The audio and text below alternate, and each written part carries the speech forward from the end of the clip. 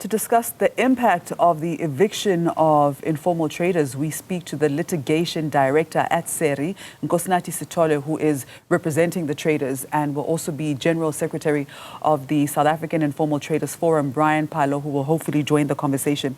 But Nkosinathi, good morning and thank you so much for joining us. Good morning, Ms. Chaba, and good morning to all your viewers. Now, firstly, SERI is representing these traders in court, right? What are the main legal arguments that you're bringing before the High Court? Well, firstly, there is a standing order of the Constitutional Court that was issued in 2013 when the city did a similar operation under the slogan Operation Tin Sweep, where they removed traders unlawfully without notice. The Constitutional Court found that conduct to be unlawful, and to this day, that interdicting the city from continuing such operations stands. Now, fast-tracking some 12 years later, the city is again doing the same thing. That certainly cannot be lawful again because it is in contravention of that order, and the city has done what it has done unlawfully, and therefore the traders have a right to be restored until such time that the city does what it needs to do lawfully. Now, from a socio-economic rights perspective, what obligations does the city have toward the traders before removing them from their source of income? So the city was supposed to engage with the traders to say that we no longer want the Villiers Street to be a trading spot, and therefore we propose to move you in particular trading spaces.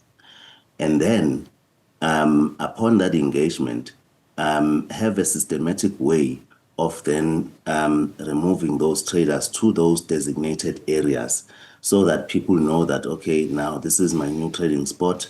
I've been given permission by the city. The same way, you'll remember that the people that are currently trading at the Villiers had permits given by the city. They were paying rent to the city.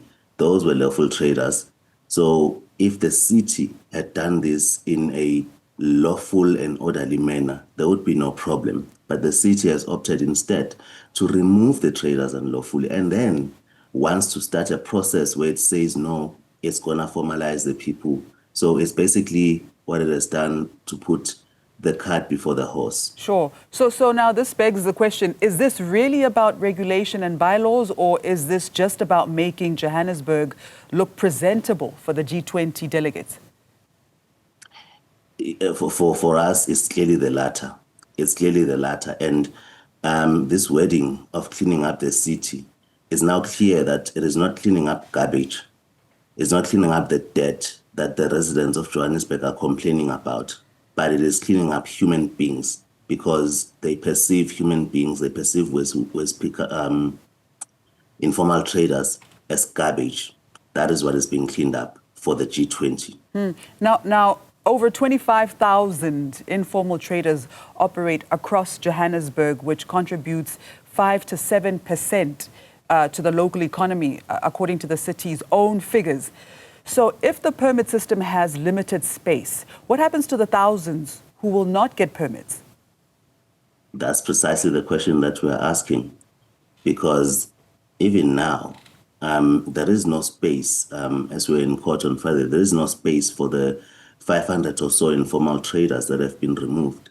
The only available space, we're informed, that is about 150 to 200. Now, what's going to happen to the 300 odd people? It clearly means that those people are now going to be wiped off the system and they will not be able to make a living ever again. And that would mean that the contribution to the GDP will decrease.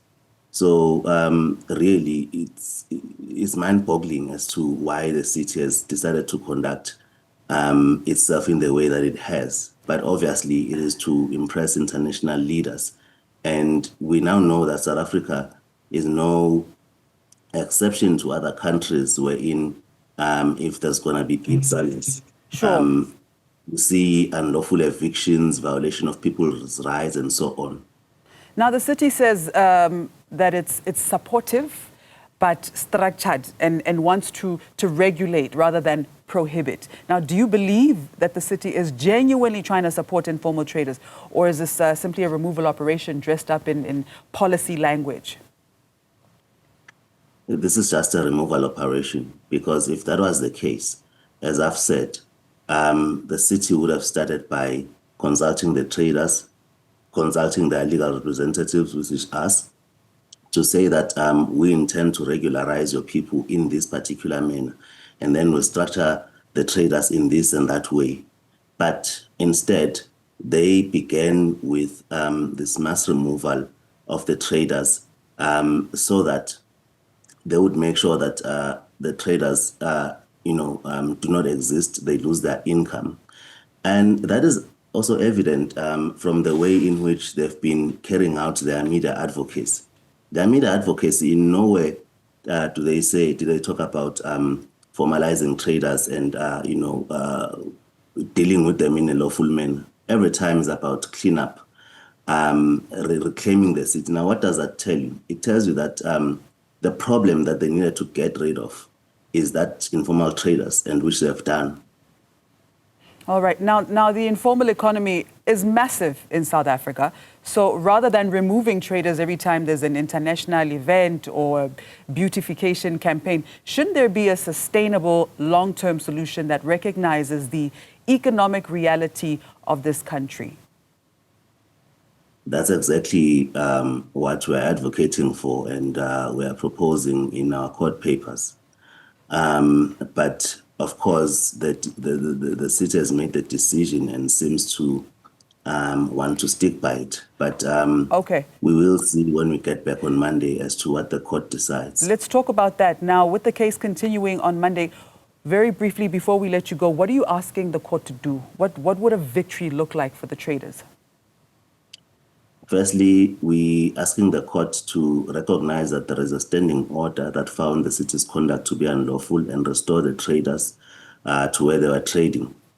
If then the city has decided to demarcate that trading area as a non-trading spot, then there must be a systematic way, an orderly way in which then the city will take those people to where they are trading without disrupting their trade, as things have happened over the past month now.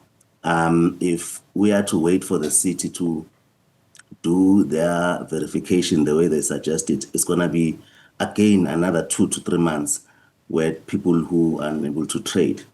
Now we want a court to restore the people from where they are trading, as the city's conduct was unlawful, and then the city carries out its registration and formalization and relocation of people peacefully and orderly without interrupting people's trade. All right. Nkosinathi, thank you so much for your time. Thank you. That was the Director of Litigation at SERI, Nkosinathi Sithole, who is representing the evicted traders in the city of Johannesburg.